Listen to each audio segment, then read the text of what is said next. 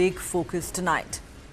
Just days after Russian President Vladimir Putin said that India, along with Brazil and China, can mediate in the conflict between Russia and Ukraine, reports suggest that India's National Security Advisor Ajit Doval will travel to Moscow this week. While the official purpose of the visit may be to attend the BRICS NSA's meeting being held in that country, could Doval also be on a special peace mission? Prime Minister Narendra Modi has visited both Russia and Ukraine in the past 2 months and met its leaders, Vladimir Putin and Volodymyr Zelensky. Shortly after his trip to Ukraine and meeting with President Zelensky, Prime Minister Modi spoke to President Putin on the phone. He discussed with Putin his visit to Kiev and stressed India's commitment to bringing about a peaceful settlement of the Ukraine conflict by political and diplomatic means.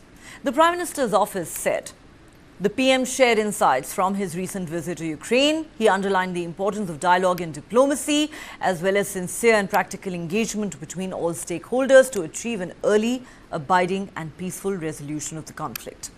Reports say it was during this phone call that the two leaders decided that India's National Security Advisor Ajit Doval would travel to Moscow for peace talks. No official details are available at the moment, but sources say Doval will be carrying Prime Minister Modi's peace plan, which he will deliver to President Putin and discuss in detail with top Kremlin officials. President Putin's phone call with Prime Minister Modi and now a visit by India's National Security Advisor indicates that Russia is open to peace talks. In August, Prime Minister Modi met President Zelensky in Ukraine, where the two leaders discussed the Russia-Ukraine conflict. Prime Minister Modi told Zelensky, India was never neutral. We've always been on the side of peace. As we mentioned just a few days ago, President Putin named India among the 3 countries that Russia is in touch with over the Ukraine conflict. He said, we respect our friends and partners who I believe sincerely seek to resolve all issues surrounding this conflict, primarily China, Brazil and India. I constantly keep in touch with our colleagues on this issue. Other world leaders also seem to be of the view that India can play a key role in finding a resolution to the Ukraine conflict. Italian Prime Minister Giorgia Meloni has held talks with the Ukrainian president, and according to the Italian media, she said China and India have a role to play in resolving the conflict. What must not happen is to think that the conflict can be resolved by abandoning Ukraine to its fate. The Russia-Ukraine war has emerged as the most polarizing global issue in recent times, and major powers have taken sides in this conflict. India has constantly and consistently called for peace, with Prime Minister Modi stressing that this is not an era of war and no solution can be found on the battlefield. When Prime Minister Modi travelled to Russia in the month of July and hugged President Putin, President Zelensky of Ukraine lashed out. While referring to a Russian missile strike on a children's hospital in Kiev that killed 37 people, including 3 children, Zelensky said it was a devastating blow to peace efforts to see the leader of the world's largest democracy hug the world's most bloody criminal in Moscow on such a day. Subsequently, on his visit to Ukraine, 6 weeks later, Prime Minister Modi embraced President Zelensky. And the Ukrainian leader said he and Prime Minister Modi had honoured the memory of children whose lives were taken by Russian aggression. Is India now positioning itself to play peacemaker in the Russia-Ukraine war that has gone on for over 2.5 years? On account of its independent foreign policy and the friendly ties it has with both sides, India finds itself in a unique position to be able to broker peace between Russia and Ukraine. With Europe and its Western allies finding themselves in a stalemate with Russia, backed by China, India, which has maintained friendly ties with most nations, is in fact in a position to act as an honest peace broker without bias. Remember, Prime Minister Modi told Zelensky in Kiev, we are not neutral. From the very beginning, we have taken sides and we have chosen the side of peace. We have come from the land of Buddha, where there is no place for war. He added that India was ready to play an active role in every effort to restore peace in Ukraine and that he would like to contribute personally towards bringing the conflict to an end. While Russia had described Prime Minister Modi's visit to Moscow as historic and game-changing, Ukraine too termed the Prime Minister's visit to Kiev as historic, saying India is key in the global diplomatic efforts to end the war. The United States too has praised India's efforts, with President Biden saying, I spoke with Prime Minister Modi to discuss his recent trip to Poland and Ukraine, and commended him for his message of peace and ongoing humanitarian support for Ukraine.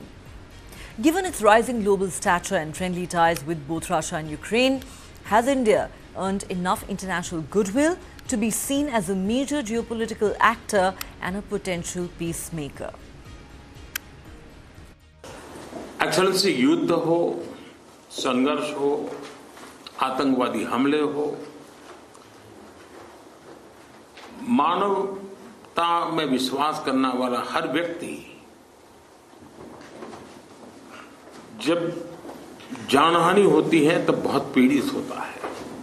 लेकिन उसमें भी जब मासूम बच्चों की कत्ल होती है, मासूम बच्चों को मरते हुए देखते हैं, तब हृदय छलनी हो जाता है और वो दर्द बहुत भयानक होता है। और इस विषय में भी आपसे विस्तार से चर्चा हुई है। कुछ समय पहले समरकंद में जब राष्ट्रपति पुतिन से मिला था, तब मीडिया के सामने आंख से आंख मिला करके मैंने उनको कहा था कि ये युद्ध का समय नहीं है। मैं पिछले दिनों रशिया के मुलाकात के लिए गया था, वहां भी मैंने साफ साफ शब्दों में अपनी बात कही है कि किसी भी समस्या का समाधान रणभूमि में कभी भी नहीं होता है। समाधान का रास्ता बातचीत से ही निकलता है, डायलॉग से निकलता है, डिप्लोमेसी से निकलता है, और हमने बिना समय गंवाए उस दिशा में आगे बढ़ना चाहिए। India will play this role. I think that India began to recognize that this is not just conflict, this real war of one man, and his name is Putin, against whole country, which name is Ukraine. And you're a big country, you have big influence, and you can stop Putin, and you can stop and hold his economy and put him really on his place. Joining me on Global Lens tonight is Julia Melnikova, Program Manager at the Russian International Affairs Council. She joins us live from Russia tonight. Also with us is Dr. Rajan Kumar, Associate Professor at the Center for Russian Studies at the Jawaharlal Nehru University. And in a moment, we'll also be joined by Ambassador Anil Trigunyat, former Deputy Chief of Mission in Moscow. All right, Julia, let me begin with you. Welcome to Global Lens. First and foremost, can you confirm for us if indeed there is likely to be between India's National Security Advisor Ajit Doval and President Putin and other senior officials of the Kremlin later this week? Because that's what we are picking up from our sources, which suggest that India's National Security Advisor is going to actually carry Prime Minister Modi's peace plan and deliver it to President Putin. Well, yes, good afternoon. Thank you for having me on the program. It's nice to be back. This is what we learned from the media sources as well. So it's been all over the news lately that the visit is indeed going to take place. And regarding the essence of the visit, of course, we can only guess as of now, but I think many people are anticipating him to deliver exactly the peace plan message from Prime Minister Modi to President Putin, and to finally triangulate the efforts that India, Russia, and Ukraine, well, if not the efforts, but at least to triangulate the results of the bilateral meetings by Prime Minister with both President Putin and also Zelensky. Julia, the question really is, how much room is there for peace negotiations between Russia and Ukraine at the moment? On the one hand, we've seen both sides digging their heels in and, sticking to their maximalist positions, which certainly does not make for a conducive environment for peace negotiations. But on the other hand, we've also heard the leaders of both Ukraine and Russia express a willingness, for peace talks, and they've both acknowledged that India can play a role in this. So my question is, how important a role do you believe India can play in these peace efforts? And is there really room for negotiations between the two warring nations at the moment? Well, with regard to the first part of your question about the role of India in this process, I believe it is very important that if India comes up with its own peace plan, that India eventually starts to speak up, because we've heard many times how non-neutral India is and how India is on the side of peace, whereas the very idea of peace, the way India understands it, wasn't defined as of now. So like when you say that you're on the side of peace, it's very important to define what peace actually is, how it might look like, and how it can be achieved. Because after that, after you define what you want, is the only way how you can take steps in order to achieve what you want. So in this regard, I believe that the plan will be very important both for Russia and Ukraine, and also for the India's position in the global south, because we know already that China has come up with its own peace plan a year ago. So it came up with a peace plan a year ago. And so for India, it's, I think, very important nowadays to keep up in a way. And the second half of your question was regarding the actual prospects of peace to be hammered out in the near future. Well, as of now, you're right, and I think this is the sentiment in Moscow, that the conditions are not right for the peace to be achieved in the short term, because we had Kursk, for example, this summer, which was a shock for the whole population, and I think a breaking point for the leadership, after which they abandoned any idea of peace being brokered in the near future. Notwithstanding, it is very important to raise negotiations, so diplomatic efforts have not been stopping, I think, and it is very important that now an additional player comes to the fore, which is India. All right, an additional player coming to the fore, but how much can that new player really do? Dr. Rajan Kumar, do you believe our National Security Advisor Ajit Doval is indeed on a peace mission? And if he does indeed deliver a peace plan from Prime Minister Modi to President Putin later this week in Moscow, what could it possibly entail? Alluring enough for the two sides to be finally willing to sit across the table and talk to each other? Thank you, Neha, for having me here. First, let me tell you that from the official side of India, it's not very clear that whether what is the exact agenda of NSA. Although it's being said that NSA is going for the BRICS preparatory meeting. As you know, Russia is hosting the BRICS meeting, and then in the process is very likely to raise the issue of Russia-Ukraine war, and that's very likely. I also believe that that's going to happen, but that's not the official information we have till now. But as far as India's role is concerned and what India can throw on the table, so let me tell you that India is very favorably placed as far as Russia-Ukraine war is concerned, as far as the mediation in that war is concerned. First, because India has a strong ties with all three sides. I mean Russia, Ukraine, and United States, and of course the Western countries. So that's number one. India has never taken any side in the entire conflict. From the beginning, we remained very neutral. We came under attack because of that neutrality. Sometimes we got criticism from both the sides, but we stuck to our position, and that position helped a number of other countries in the global south to follow a similar kind of policy. For instance, South Africa, Brazil, all of that, where we say that every country has to respect the international law, and we also say that sovereignty is important, but we also say that the security of security of a big country cannot be endangered. And we never condemned Russia in the United Nations Security Council or other other meetings, that international organizations, multilateral organizations meeting, etc. So India, and after that, as you know, that Prime Minister visited Moscow despite a lot of pressure from the Western countries not to do that. So he did that, and then he also visited Ukraine despite expecting or anticipating some kind of criticism from the other side.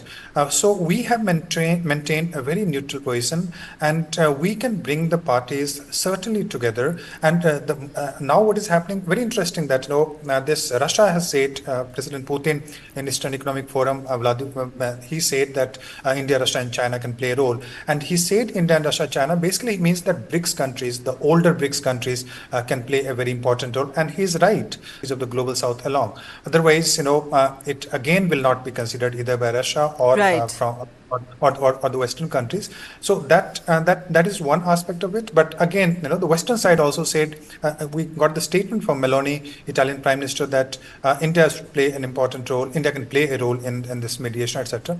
So it might be an attempt to kind of shift the focus from shift the narrative from the Western to the global South. But again, I see there is an opportunity for India, and India has just 30 seconds. I'll finish it, Neha. That India has also been under criticism that India is not taking the global responsibility in terms of India is a normative power, but when it comes to taking global, the peacemaking, etc., that kind of role, so India has not been taking that kind of superpower responsibility. But now, because the demand is coming from all the sides, so India should play an active role, and this is the time to be an active responder rather than a hesitant bystander. Okay, time to be an active responder rather than, a hesitant bystander. Surely India is trying to do that, step up to the plate, but really how far can it go in these efforts? Ambassador Anil Trigunyat is also joining us on the show at this point. But since Julia has to leave the show in a few minutes, I want to go back to Julia at this point. Julia, it does seem like there might be that meeting between India's NSA and President Putin and other officials of the Kremlin. The question really is, when President Putin says that India can play a role in these peace efforts, what exactly does he mean? Does he mean that he is willing to sit across the table and talk to President Zelensky? I know he mentioned a few days ago that, the Istanbul agreement, which never came into force, should be the starting point for negotiations. Now, that is something that happened just a few weeks after the war, more than 2 years ago. I am not sure that position would be acceptable any longer to Ukraine. Therefore, the question is, is Russia serious about peace talks at this point in time? Well, I think that the president has reiterated several times that he is ready and willing to sit at the table only when the conditions are right. And so if the starting point for the negotiations is the Istanbul package, so to speak, then probably Russia doesn't see the conditions to be right as of now, because what we see on the battlefield is actually a situation which is worse for Ukraine than 2 years ago. So the opportunity that Ukraine had 2 years ago is now lost as well. So the latest developments on the battlefield haven't been taken into account and were definitely not taken into account 2 years ago. So as of now, of course, this package should be tailored to what we see in reality. Apparently, so I think I can reiterate what I said earlier, is that there is a willingness for negotiations, and the more parties are involved from the side of the global south, like be it China or India, the better for Russia, because it means that the whole leadership of the new world is now engaging into taking responsibility for how the future world order will look like after the conflict stops. But at the same time, it doesn't mean that the conditions are now in place. So it's very important to talk. It's very important to bring more people to the discussion. It's very important to try to establish the common ground in between these players, but it doesn't necessarily mean that the common ground exists as of now. All right, no common ground as of now. Therefore, what peace talks are we really talking about? That still remains a $1 million question. Julia, thank you very much for joining me on Global Lens tonight. I need to take a quick break here on Global Lens. We'll continue this conversation with Dr. Rajan Kumar and Ambassador Trigunyat.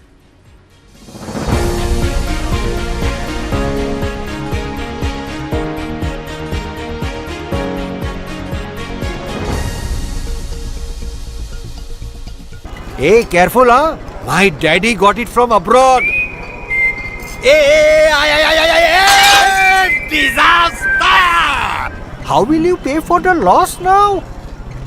In stock market, you should take risk as per your capacity and knowledge. Trade in options very carefully. Wow, Dikra! Absolutely perfect. Take risk with full understanding. सोच कर, समझ कर, invest कर. Fast. My God, isn't she your daughter? Yes. She's playing football. This is boys' game. Make her study. If she doesn't get a good job, she will get a good match. Will you win the world by playing football? Yes, auntie. My daughter will win the world by playing football. Let's go to Germany. World's largest football talent hunt, News9 Indian Tigers and Tigresses. In association with DFB Pokal, Bundesliga, BVB and India Football Center. Train and play matches in Europe. Register now and fly to Germany. IndianTigersandTigresses.com. Why is the state not looking at putting an embargo on that? As a Telangana person, I will not accept. How do ordinary folks deal with this?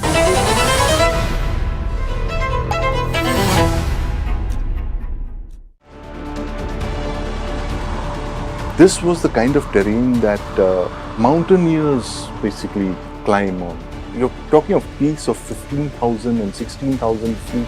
You have trouble breathing, the cold, the high altitude, the dizziness, the enemy staring at your face. And in some of those cases, the Pakistanis were not even expending ammunition. They were throwing rocks at the Indian soldiers. That's how close it was.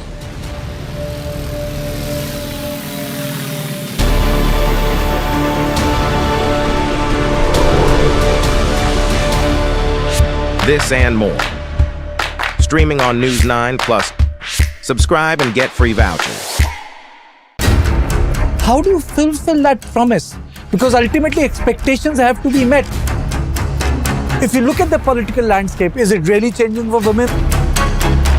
And what is the inability of the forces that dead bodies surface but not the living people?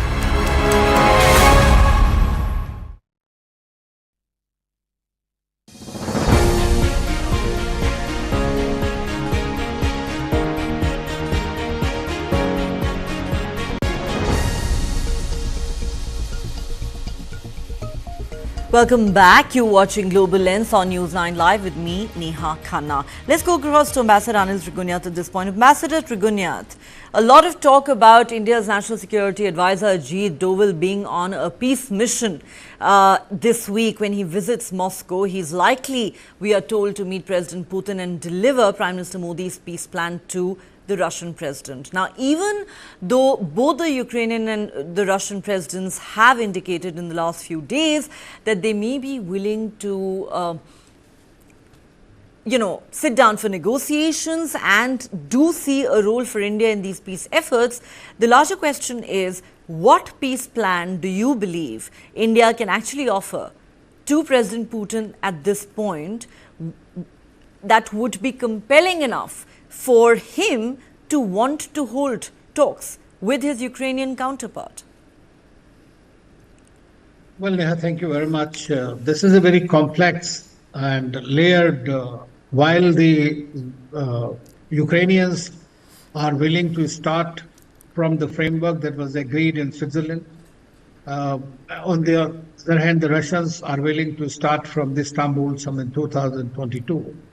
So that is something which is very difficult to align the two. I believe that when Prime Minister Modi met Zelensky first, and then he met Putin, and then again Zelensky, at that time certain red lines would have been decided for both sides. Now those can only be, it is difficult to say because our position is very simple, the dialogue, diplomacy and UN Charter. But UN Charter means respecting territorial sovereignty and integrity of both the countries. Now, in this case, we know that in the meantime, the situation has become more complex because Ukraine has gone into Kursk and Russia is on the revenge mode at the moment and bombing the places in different parts. So this is a very peculiar situation in which we are continuing to talk of peace, but to achieve that peace is going to be difficult. Now, this is not something that just in the first instance you can see Putin and Zelensky coming together to India for the peace summit. It would be some kind of a negotiations that will continue at the delegation level. The both sides will hammer out exactly to what extent who will go, what will happen to the occupied territories which Russia has annexed, what happens to Kursk, because the invasion of Kursk was basically to get some kind of a leverage with the Russians, essentially whenever there is a discussion takes place. Secondly, one thing is very important, and that is there is a war fatigue that is set in, both among the actors as well as among the supporters of this war. So we know that that is a problem. Then the US elections is again a big uncertainty for Zelensky. So there is a willingness to come to terms. But what kind of a face saving would that be? Now it is very difficult at this stage to spell out the eventual outcome, what will happen of the talks. But if the talks begin, that will itself be a very major achievement. Now, Mr. Doval's visit is not only in the context of this peace plan. He has also gone for their BRICS. There is also going to be, I believe, the Chinese foreign minister or the Wang Yi would be there. So there are several things that are going to be done, and Chinese have come up with their own plan. So I think that since Putin has said that he's willing to, he's been talking to India, China, and Brazil about this, and that means he has confidence and trust in India, and that's the reason he's willing to listen. And Prime Minister Modi's mission has already laid the groundwork for this, and I think Mr. Doval's meeting will be essentially to carry it forward along with certain specifics. Okay, Dr. Rajan Kumar, there is no doubt that this entire process is going to be a very complex one. But again, the one question we've asked time and again on this show is this: what will it take for two sides to step down from their maximalist positions and show some degree of flexibility that would then open the door for negotiations? And how do you believe India can push these two warring nations in that direction? I think, in my view, this is extremely complex issue, and, a complete peace building is not possible.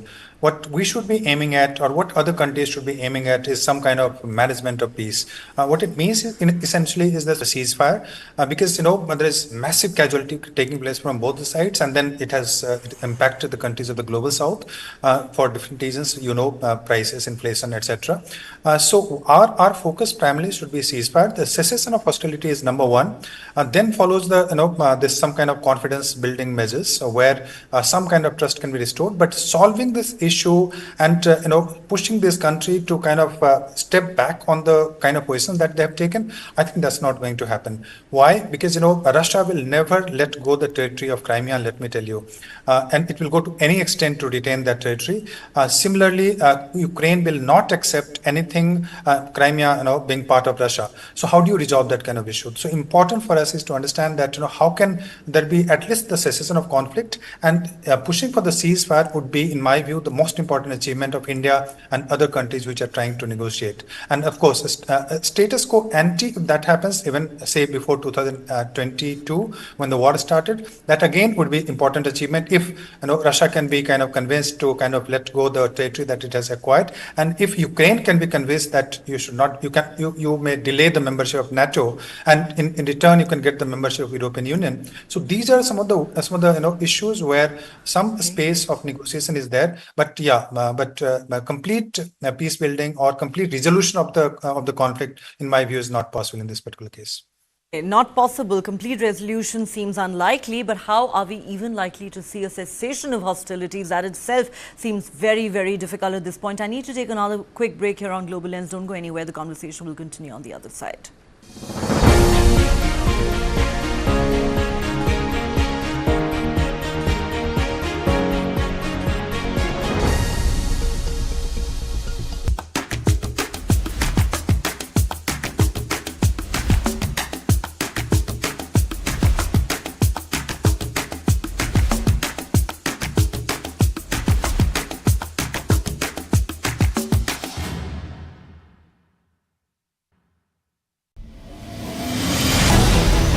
Why is the state not looking at putting an embargo on that? As a Telangana person, I will not accept. How do ordinary folks deal with this?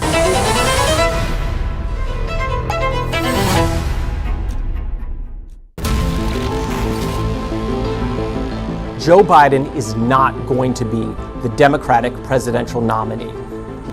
I made my choice. Kamala Harris. She's experienced, she's tough, she's capable. I took on perpetrators of all kinds, predators. So hear me when I say, I know Donald Trump's type. I am the one saving democracy. He has tapped into the fear and anxiety about demographic change in the US. Polarization in the United States. Some people are even suggesting that there could be a civil war. You are this unable to solve your own domestic problems. You have no right to claim to be anybody else in the world. And we're moving into a multipolar world where the United States will not lead.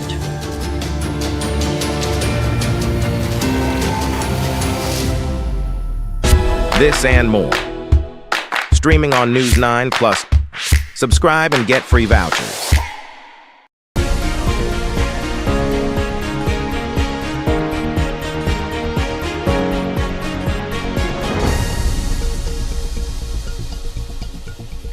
Welcome back. You're watching Global Lens on News9 Live with me, Neha Khanna. Let's go back to our panelists. Ambassador Trigunyat, let me ask you this question.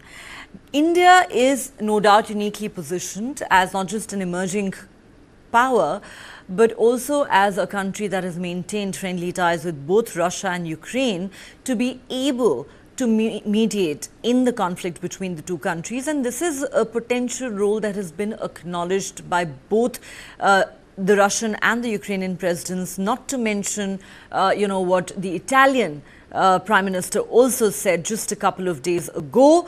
And it seems like there is an acknowledgement even from the US President Joe Biden, who recently said that he commends India and Prime Minister Modi for their efforts in the peace process. This happened soon after Prime Minister Modi's visit to Poland and Ukraine. Do you believe that India has earned enough international goodwill to be seen by all sides as an honest peace broker? Well, I don't have any doubt. The fact is that India from day one has followed a principled policy and not an alliance mindset that the Americans did or the Russians wanted. India followed this policy all through, as far as its voting at the UN or talking to Putin directly or to Zelensky or to Biden and everybody else is concerned. Following its own national interest as well as the global interest for the global south. So they all understand it very well, even though occasionally they do not like India's policy because we did not condemn Russia for this. But we never endorsed it also. And Russians know that. When Prime Minister Modi told President Putin at Samarkand. So we say everything while we have that kind of a confidence within our relationship and trust in our relationship with Russia. Obviously, when Prime Minister Modi spoke to him very clearly, this time he said solution can't be found on the battlefield. Now, those are the things you can tell when you have a trusted partnership, a relationship where the other person values what you say. Likewise, I think that everybody has said it. Now, Meloni was the last one. There was Putin himself, and Zelensky himself has said it. In fact, he even before that, if you remember, his foreign minister has come, Kuleba. And all the while, even though they are coming from a very different perspective, they do know that India has a certain possibility of influencing the Russians to back down. But as Professor Kumar was saying, it is not possible to back down on certain principled red lines that these countries have drawn for themselves. Now, that would be the biggest issue. But at the moment, I think what India is trying to do, or any other country that is working on it, is trying to do is get some kind of a ceasefire. But all said and done, I still believe that this war could be stopped if the Americans were really on board for peace. That is the biggest problem. And now for Zelensky, the biggest challenge is if Trump comes to power, that he might lose that kind of a backing that he's getting. And then it'll be sort of, as he says, that I will stop this war in 24 hours.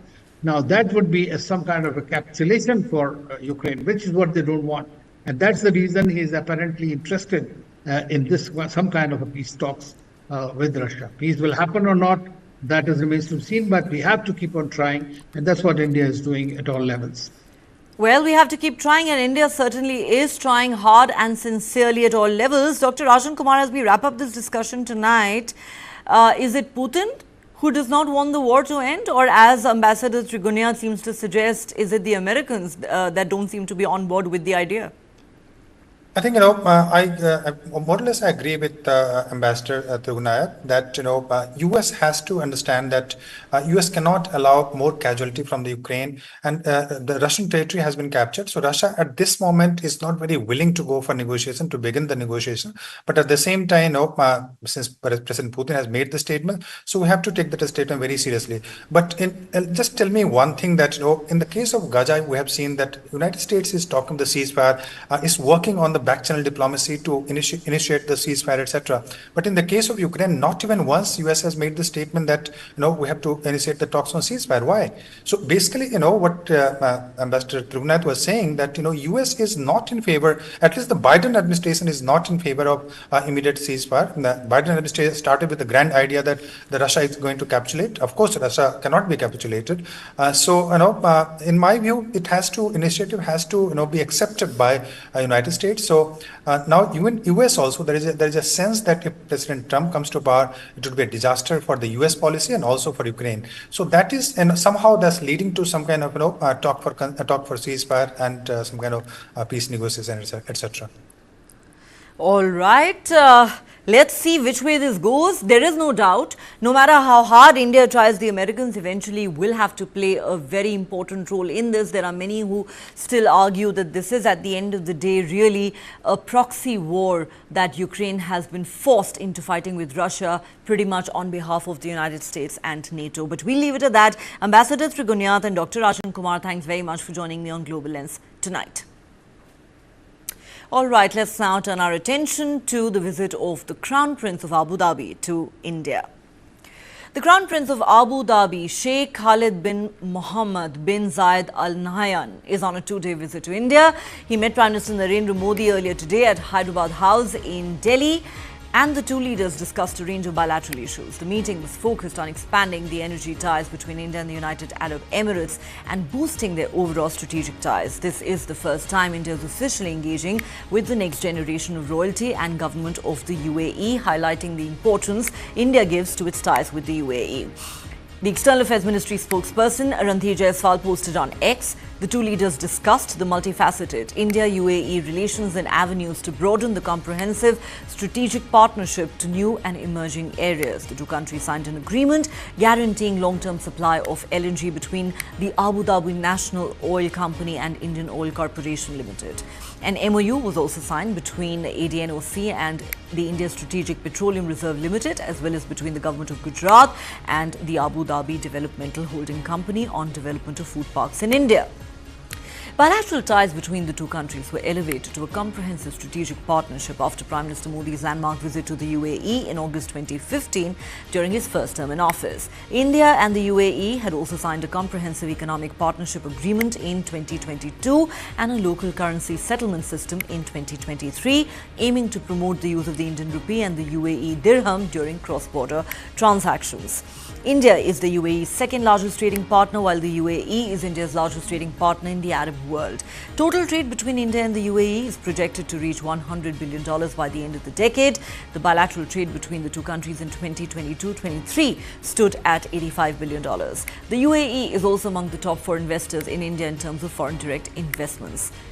Meanwhile, today, Crown Prince Al Nahyan became the third generation of the ruling family of the UAE to plant a sapling at Rajghat, the memorial dedicated to Mahatma Gandhi in New Delhi.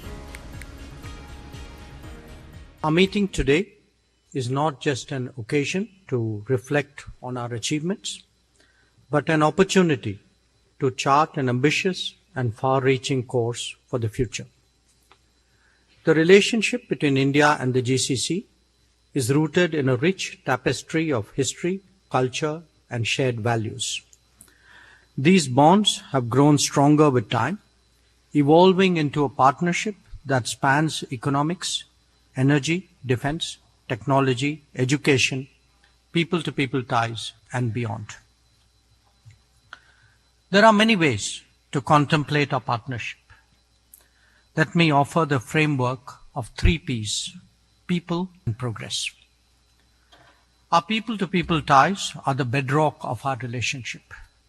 Close to 9 million Indians work and live amongst you, acting as a living bridge between us. Their contributions to your economic progress are widely recognized. We thank you for ensuring the welfare and their comfort. The stage is set for the upcoming US presidential debate between Kamala Harris and Donald Trump. The debate, scheduled to be held on Tuesday night, will mark Harris's debut and Trump's 7th presidential debate. Harris aims to capitalize on her rising popularity, while Trump plans to leverage personal attacks and his hardline stance on immigration and foreign policy. Republican presidential candidate Donald Trump held a rally in Mosinee, Wisconsin on Saturday as he tries to solidify support among a key part of his base, working class and rural whites. A very special hello to Wisconsin. We really appreciate it. We've had great success here. Trump won Wisconsin, a key swing state, against Hillary Clinton in 2016, but lost it to President Joe Biden in 2020. But he carried Marathon County, where Mosinee is located, convincingly in both elections. Whites without a college degree, long the linchpin of Trump's coalition, still favor the former president by 25 points, according to the latest Reuters Ipsos poll. Maintaining Trump's margins within that demographic is crucial, his advisors say, in order for him to win in November against his Democratic rival, Vice President Kamala Harris, who is leading Trump among Hispanic and black voters. Harris, meanwhile, was in Pittsburgh on Saturday, where she welcomed recent endorsements not only from former Republican Representative Liz Cheney, but also from her father, Dick Cheney, who was vice president under Republican President George W. Bush. I think that what they both, as leaders who are well respected, are making an important statement that it's okay, and if not important, to put country above party. And I'm honored to have their support. Harris and Trump will debate each other for the first time in Pittsburgh, with Pennsylvania another key battleground state. Are you ready to face Donald Trump? Yes, I am. Yes. And staying with news on Donald Trump and the U.S. presidential election. On the eve of his first debate against Kamala Harris, Donald Trump has posted a warning on his social media site threatening to jail those involved in unscrupulous behavior, as he put it, in this election, which he said would be under intense scrutiny. Once again, trying to sow doubts about the integrity of the November election, the former president wrote, "When I win, those people who cheated will be prosecuted to the fullest extent of the law, which will include long-term prison sentences, so that this depravity of justice, please beware that this legal exposure extends to lawyers, political operatives, donors, illegal voters and corrupt election officials. Those involved in unscrupulous behavior will be sought out, caught and prosecuted at levels unfortunately never seen in our country before." Of course, this threat by Trump could very well play into his rival Kamala Harris's claim that he is an unserious man who's an extremely serious threat if he's returned to the White House. All right, from the United States of America, let's now turn our attention to our neighbor, Pakistan. In what is being seen as the first of its kind confession by the General Headquarters in Rawalpindi, Pakistan's Army Chief General Syed Asim Munir has admitted Pakistan's military's direct role in the 1999 Kargil war against India.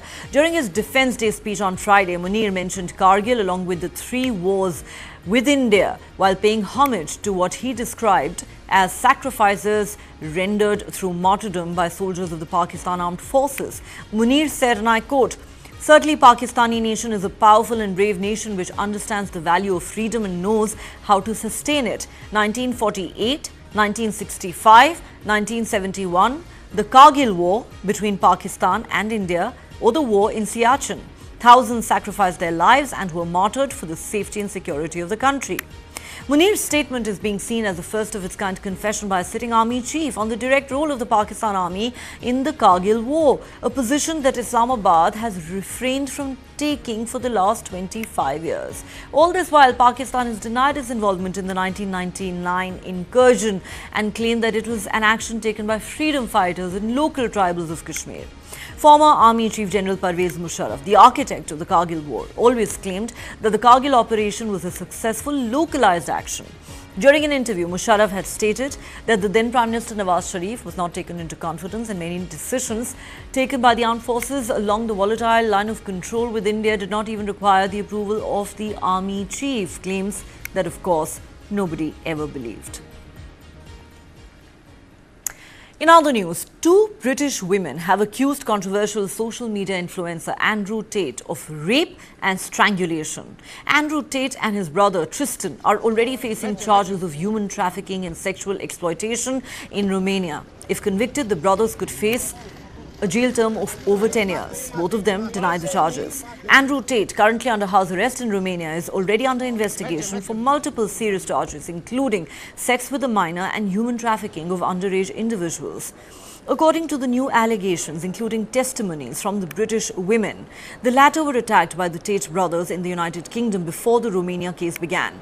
The BBC has reported that Anna, not her real name, has said she dated Andrew Tate in 2013. She recalls him threatening her before raping and strangling her. He just looked at me and said, "I'm debating whether I should rape you or not," she said. Tate later sent her disturbing messages about enjoying the violence that he inflicted on her. "The more you didn't like it, the more I enjoyed it," he said in a voice note to the victim. He also wrote in a text message to her, "I love raping you."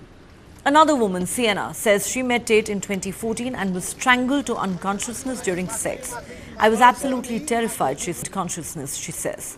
The two women's allegations follow a series of other similar claims made against Andrew Tate by multiple women. Many of them say Tate used manipulation and control to trap them in abusive situations. The Tate brothers have faced growing legal challenges, including trafficking and exploitation charges in Romania, where prosecutors say women were transported from the United Kingdom for sexual exploitation. And as we wrap up this edition of Global Lens, we have this story from the Philippines. Influential pastor Apollo Quiboloy, the self-proclaimed owner of the universe and appointed son of God, who was wanted on charges of child sex trafficking, was arrested in the Philippines on Sunday. Over 2,000 police were deployed for more than 2 weeks to search a 74-acre compound owned by his church, the Kingdom of Jesus Christ, on suspicion that he was hiding there in a bunker. Quiboloy's followers had blocked the gate of the compound to prevent shield-carrying police from enforcing a court order to arrest him. The police used helicopters to circle over a cathedral, a college and a stadium with 75,000 seats. Days before Quiboloy's arrest, the police reportedly recorded the warmth and heartbeat of a human body deep in the earth using thermal imaging and radar technology. Apollo Quiboloy, a longtime friend of former Philippine President Rodrigo Duterte, is wanted on charges of child and sexual abuse and related allegations of human trafficking. He also figures on the FBI's most wanted list on charges of sex trafficking. Quiboloy was charged by the U.S. Justice Department in 2021 with sex trafficking of girls and women between the ages of 12 and 25 to work as personal assistants or pastorals who were allegedly required to have sex with him. He's also sought by authorities for bulk cash smuggling and a scheme that brought church members to the United States using fraudulently obtained visas. They were then forced to solicit donations for a bogus charity, raising funds that were instead used to finance church operations and the lavish lifestyles of its leaders. The evangelist preacher, who's followed by millions of people in the Philippines, has denied any wrongdoing. Well, that's all we have on Global Lens tonight. Thanks for watching. Do join us again tomorrow.